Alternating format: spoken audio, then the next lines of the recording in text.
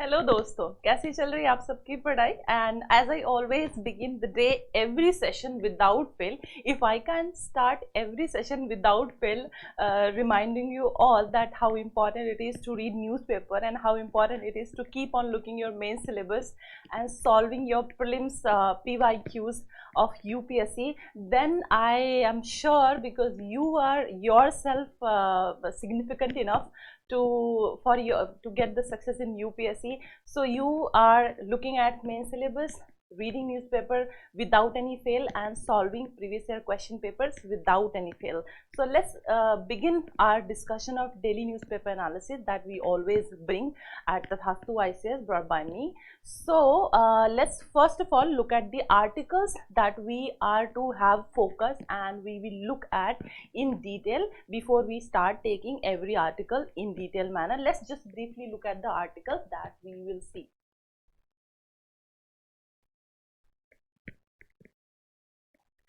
So if you see, the first article which is important for us to be read is "Let's proceed with IMEC despite Gaza war," says Greek Prime Minister.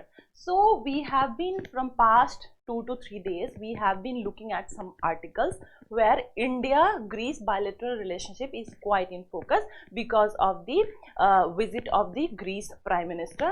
So based on those articles and in continuation, there is yet another article which is mentioning IMC. And though we have discussed bilateral relations between India and Greece from various dimensions, we have not covered the significance of IMC. That we will look in detail through one practice question.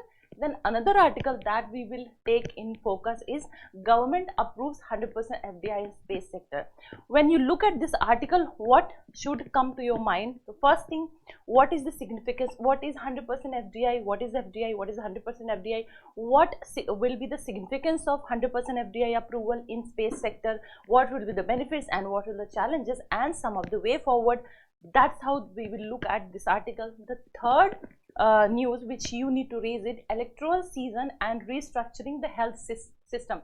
So in this article, this is an editorial page. In this article, you need to think about what is the condition of health system in India, what is the government efforts or initiative regarding health system for a robust health system in India, what is various data and facts which can show you the conditions of, let's say, women health, child health, elderly health, all these things. And then what is the significance of grassroots level health system, robust grassroots health system, that is primary healthcare system, and if there are still some bottlenecks, how those bottlenecks has to be addressed and what will be the way forward. So through this article, that's how we will discuss our content with respect to probability of this area of issue to come in the examination. That we will understand by looking at one of the practice questions.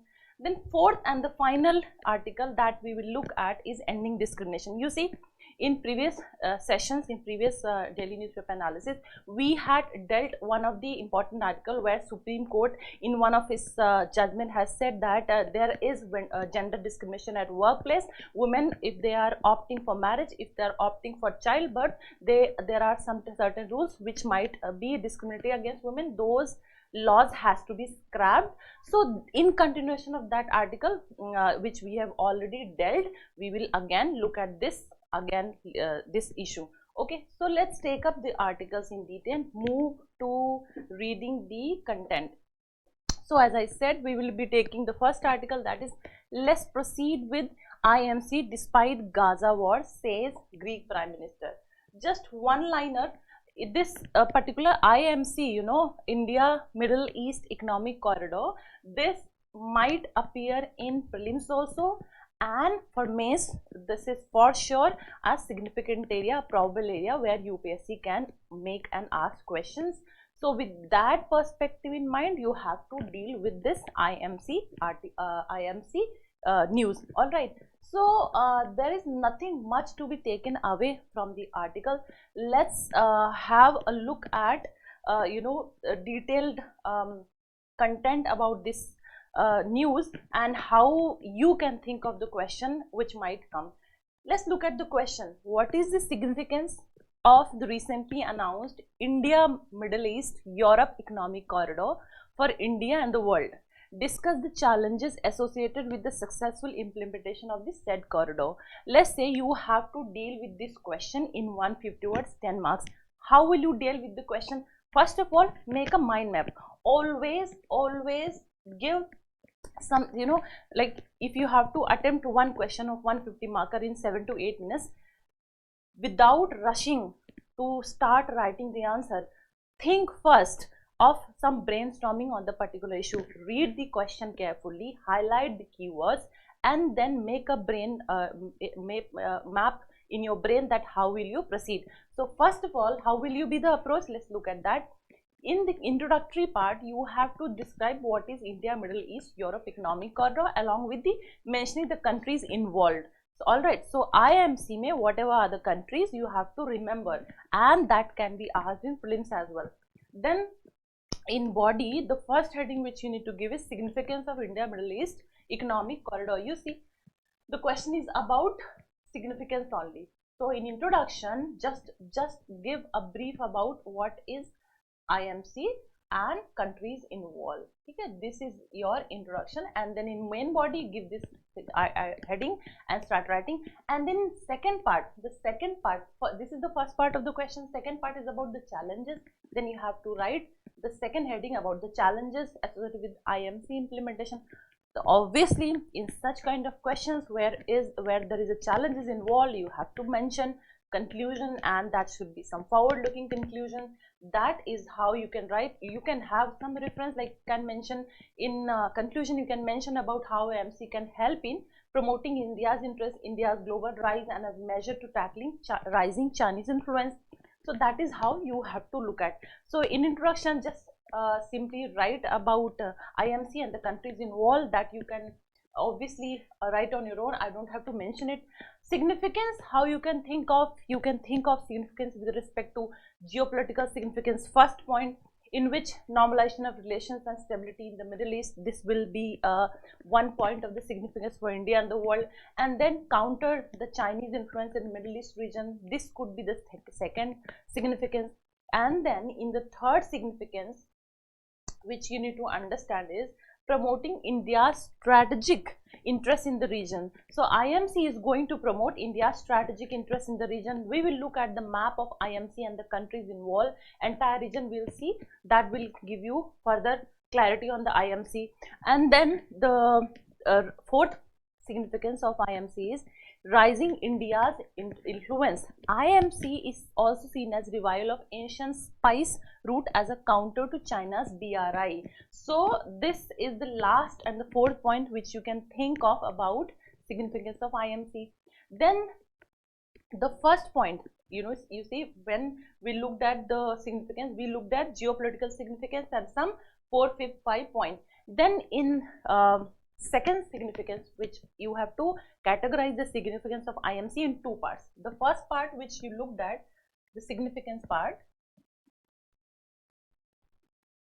we have divided into two subheadings. Significance of IMC. The first is geopolitical.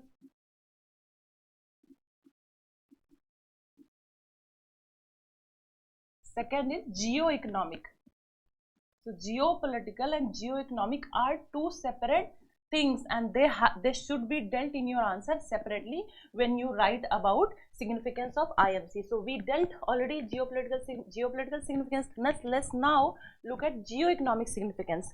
So what is geoeconomic significance? Better access to market and employment creation.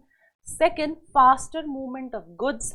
Then third, infrastructure development. Fourth, strengthening of regional supply chains, economic cohesion, and energy network in the region. So you have to connect the geography through which IMC passes, and how the geography is intertwined with the polity, and then you have to write with that perspective in mind about geopolitical significance. Then you have to connect the geography of the particular region and how the IMEC is going to bring economic prospect in the region. So this is how you deal with two significance. And then second part of the question was challenges associated with successful implementation of IMC. Now you have to deal that. So what are the challenges which will be in way of implementing IMEC corridor? Missing infrastructure links and logistics standardization issue. So what is the first logistics standardization issue? Of the total rail route of 2915 kilometer, 1095 kilometer, total kitna hai? 2915, 1095 kilometer is still missing, of which more than 500 kilometer has to be built new. So more than 500 kilometer naya build karna hai, and 1095 kilometer is still missing out of 2915 kilometer. Along with this, there is issue of standardization of gauge engine for intercontinental cohesion. So this is about logistic challenge. The second point, Chinese resistance and presence in the region. So presence of China will obviously thwart or will be an obstacle in IMEC route. And then third, potential pushback by Egypt. So Egypt might push back IMC because IMEC bypasses the Suez Canal of Egypt. So obviously Suez Canal of Egypt will be in danger because of IMEC. Why will Egypt want such kind of route to be developed in the region and jeopardizing its interest in the geopolity of the region, in geology of the region, you know. So that is why Egypt might push back IMEC. Then fourth point, issue of rise in the logistic cost. So logistic cost rise might increase. How it is that logistic cost will be increased? Because of, you see, the number of times the cargo will get offloaded as it changes hand from ships to rail will increase the handling cost, which includes terminal handling cost, container yard charges, and so on. So this is very general issue which is not of much significance, but still this issue of logistic cost rise can be mentioned. If you talk about the fifth challenge which is there is geopolitical tensions in the region. So this is what obvious that there are geopolitical tensions such as Israel, Saudi Arabia is on conflict. USA and Saudi Arabia due to Chinese presence may derail the project's progress. So this is about IMEC challenges and the significance. Let's look at the map of the region through which IMEC passes. India, Middle East, Europe corridor. So here it is India. It is beginning from Mumbai, and then UAE, and then Saudi Arabia, Harad, and then there is Riyadh, Jebel Ali is also there, Al Haditha, Saudi Arabia, Israel, Haifa, and then Paris of Greece. This is the route of IMC which you have to keep in mind. So this is sea route. If you see from in Mumbai, India to UAE, this is a sea route, and then further from UAE passing from Saudi Arabia then reaching to Riyadh, this is again a rail route. Alright, and then further it is again sea route. From Israel to Greece it is sea route. So this is the route of India, Middle East, Europe corridor which you have to keep in mind, which is important from prelims perspective. So this is about significance and challenges of IMEC.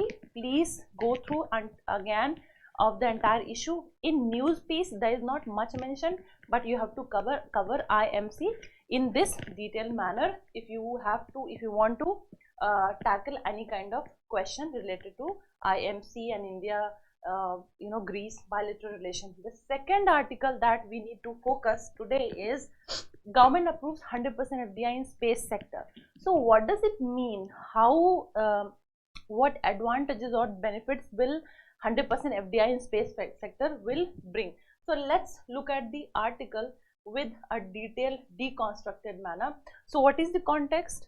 On February 22nd, 2024, the Indian government amended foreign direct investment guidelines for the strategic space sector, allowing greater overseas capital inflow. So what does 100% FDI will allow? It will allow greater overseas capital inflows outside the country across satellite manufacturing, launch vehicles, building and ground infrastructure creation. So this is the news, and that's how the benefit of allowing 100% FDI.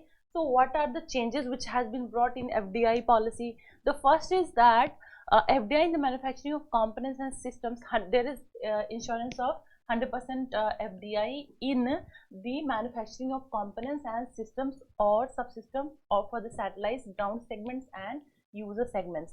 74% FDI has been permitted for satellite manufacturing and operation, satellite data products.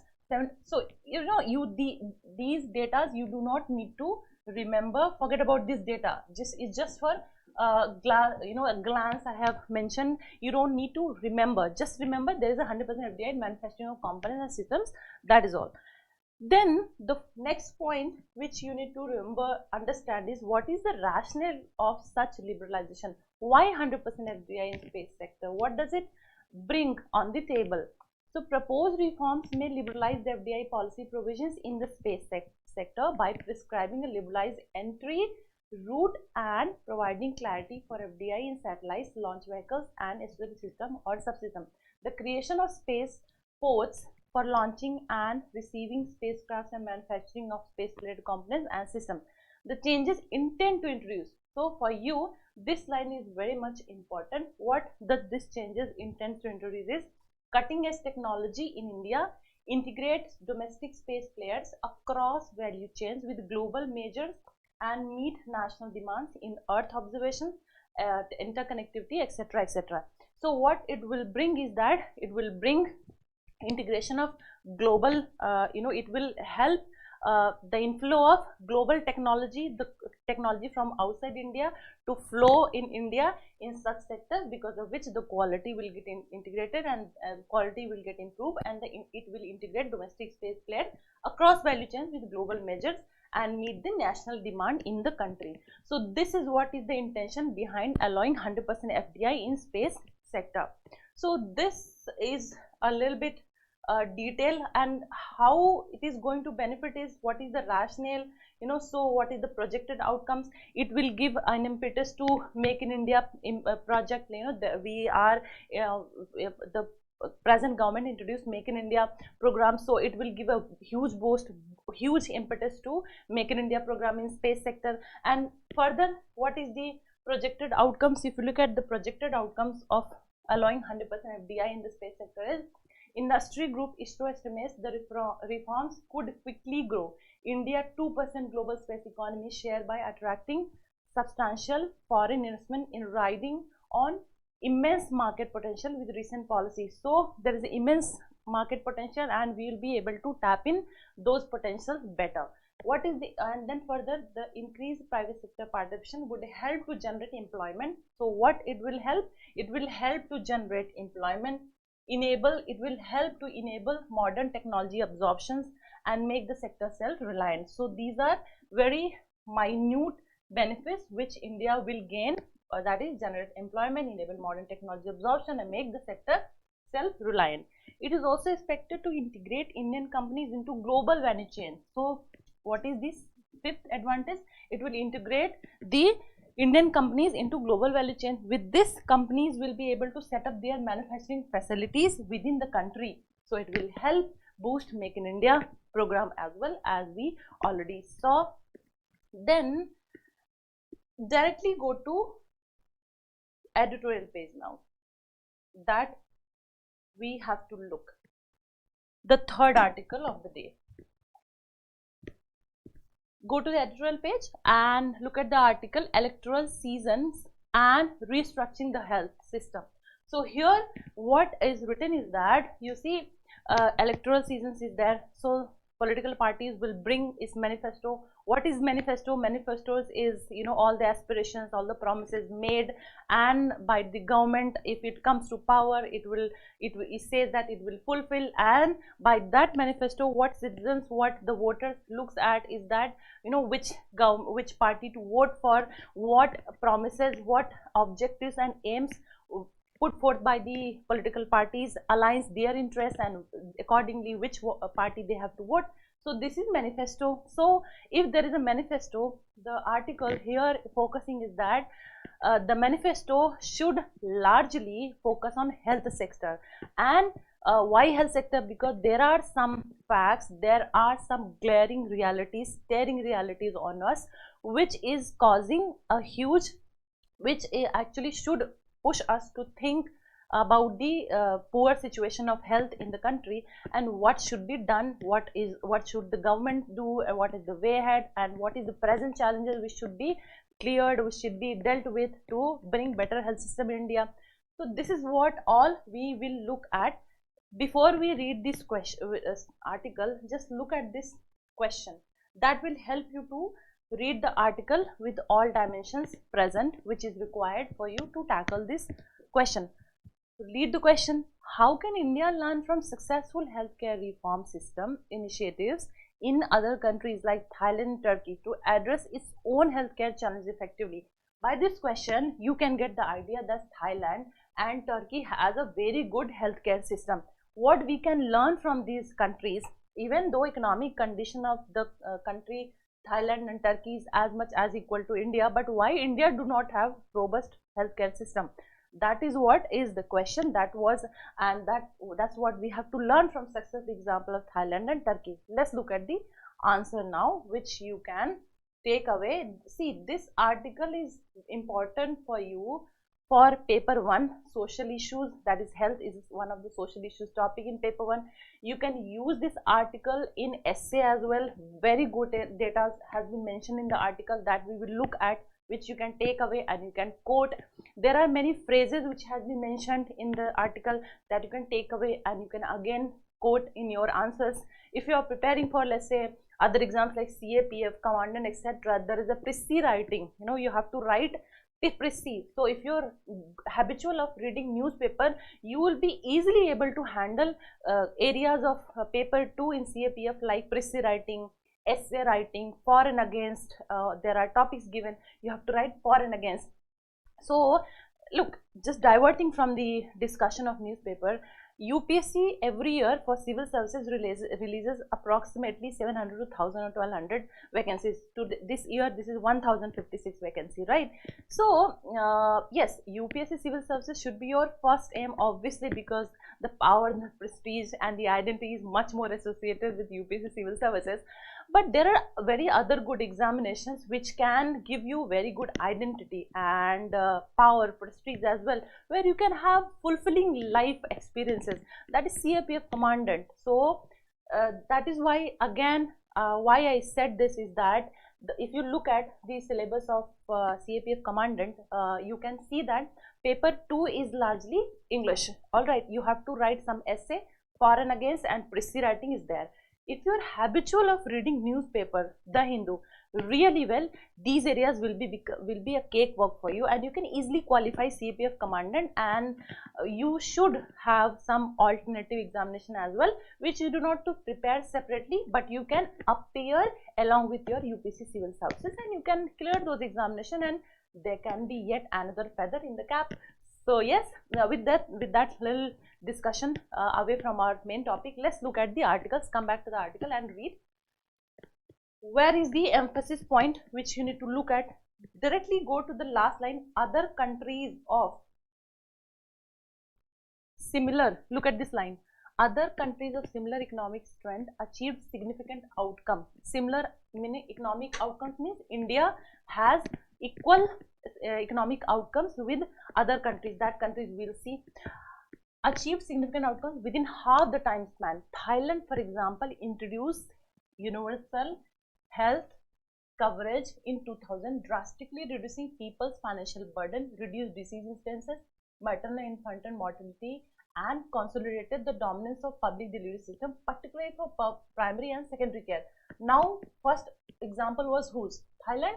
We gave this in the question as well. The first example was Thailand. Second example is of Turkey, right? So you have to take these successful examples and mention in your answer. So next, what is about Turkey? To introduce in 2003 is health transformation program, under which dual practice, where a government doctor could also do private practice, was banned. Strengthened public health infrastructure by adding 50,000 hospital beds and doubling the number of nurses and doctors, and private sector presence restricted to 20%. So if countries with similar economic prosperity, similar economic outcome can bring such robust healthcare system and reform healthcare system, why not India can do the same? Why there is a gloomy situation of the health sector of India?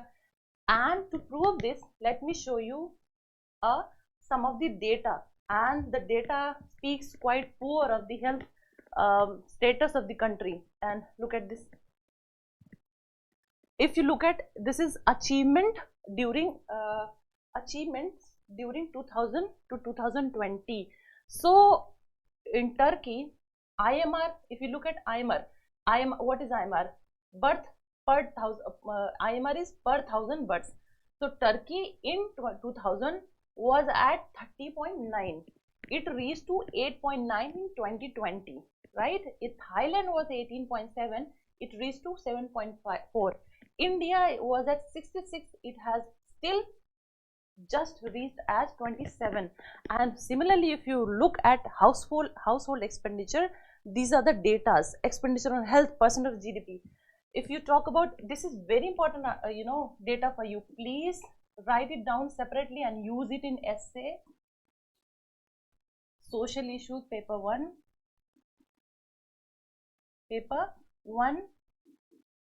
So these are the areas where you can use this data mention. So yes, what is the data? Expenditure on health, the percent of GDP. In Turkey, in 2000, it was 2.84 and got increased to 3.64. In Thailand, it was 1.71. It got increased to 3.07%. Now in India, what is the condition? Look, expenditure on health percent of GDP. It was 0.83% of GDP in 2000. Now it has merely increased to 1.08% of the GDP. Look at the poor condition of the expenditure on health system.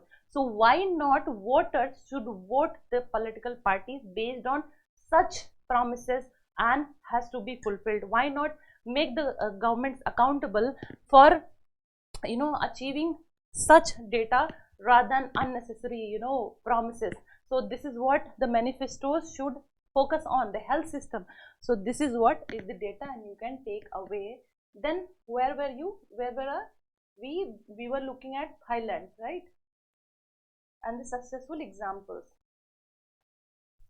So if it is the green situation, what should be done? What can be done? The resilient integrated primary healthcare system. So the focus should be on the primary healthcare system, because strengthening the base, primary healthcare system is at the bottom. If you look at healthcare system,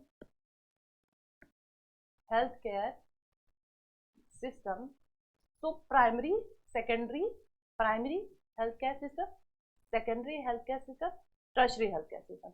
So primary healthcare is at the bottom and it is the largest. The base is always the largest. So why not strengthen the base? So it is saying strengthening the base is critical, as it is here that community surveillance and demographic data alongside the disease profile of the designated populations get integrated, which then enables planning for right skill mix required to address current and future health needs of the population. So this will be the benefit by strengthening the base that of primary healthcare system, that is primary healthcare system.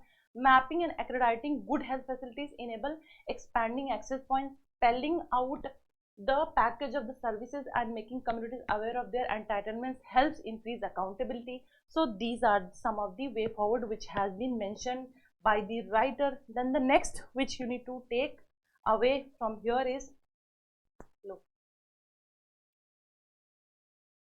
see, there is huge dependency for healthcare on private sector in India, and this has proven to be a failure. Why? This line you read compared to that, India's strategy for universal healthcare has hinged on purchasing services from private sector, operating on the inflationary, a fee-for-service model within the backdrop of severe supply shortage in the system. When there is already severe supply shortage, we are depending on the private sector to supply healthcare, and then particularly of specialists and nurses and specialists are low in supply. There is an example which has been mentioned about the Bihar, that is per 20,000 there is only one doctor, and then due to extensive market failures worsened by poor capacity to govern, looking to the private sector to deliver is not smart. And then there has been given a way forward, like 2-3 points, like first, what can be done? Only do we need to what should we have? We need a strong political leadership and strong political willpower. Second, designing and putting in a place a system fit for the purpose. Then third, having more equitable admission policies and HR policies. Fourth, establishing IT and monitoring systems that evaluate performance based on the outcome. So these are some of the way forward that has been mentioned by the writer in the article. And then next, read. Fifth is the implication of such a system is that it is predicted on the concept of decentralization and operational flexibilities within a proactive accountability framework that respects the values of equity, human dignity and trust. So these are some of the way forward, some of the solution oriented points which has been mentioned, and you can also note down directly and write in your essays. What is the challenges? Some of the challenges to understand the current system of the healthcare and have the imagination to design the process of reform while building the implementation capacity at the district level, training and upskilling existing. So you students always ask that how to write conclusion in general studies, how to write conclusions in essay. So when you read newspaper, you pick conclusion, introduction, points and data and facts from these newspaper. That is why reading newspaper is very much important, because you get all the further points, all the data, all the style of writing introduction and conclusions in the articles itself. So keep reading newspaper continuously. So this is I think, yes, a little bit about the ending discrimination, which we already had done yesterday. We had done an article about gender discrimination, which we mentioned the Supreme Court said that if there are rules and regulations which are discriminating against women, the ones who are going for marriage and childbirth, it should be scrapped, and it is against the gender equality. So we have already gone through this article. There is a data which I wanted you to note down, and it has been mentioned in the article. It is not the civilian space is much better off, and women are often asked uncomfortable personal questions at job interviews. They are quizzed about future plans on marriage and motherhood. So employers जो हैं, they ask कि शादी कब होनी है आपकी, आप शादी कहाँ करोगे, हम आप पे ह्यूमन रिसोर्स क्यों जो है हम आपको एक ह्यूमन रिसोर्स की तरह क्यों डेवलप करें, why should we spend our investment on you by developing you on human resource. कल को आप शादी करके कहीं और चले जाओगे तो हमारा it's a loss to human resource. These are the questions, and when you planning for the child birth, these are the question interviewers asked in interview. This is again a derogatory question against gender equality. And there is a data which says that India is at the abysmal 19.9% for women at all ages. That is labor force participation rate, and it has been given by periodic labor force data of 2023. So this is one point we need to note. Again, the second data which I want you to note is United Nations Gender Snapshot 2023 had provided a grim picture of where the world is on gender parity, pointing out that if course correction measures are not taken, the next generation of women will still spend a disproportionate amount of time on housework and duties compared to men and stay off leadership roles. So already women presentation in judiciary, women presentation in police, women presentation in army is low, and now if measures will not be taken, United Nations Gender Snapshot 2023 report says that situation of women will become more grimmer. They will be more pushed towards household work rather than taking leadership roles. So all these two data I wanted you to take up and use it in your essay, social issues related to women, etc. So today's newspaper largely focused on issues related to your paper one, that is social issues. It was about women, it was about healthcare. So please do read, take these points away from today's discussion. This is all about today's The Hindu newspaper analysis. Keep watching the sessions. We bring an extensive discussion of various articles in the news. So all the best, happy reading, and Tathastu.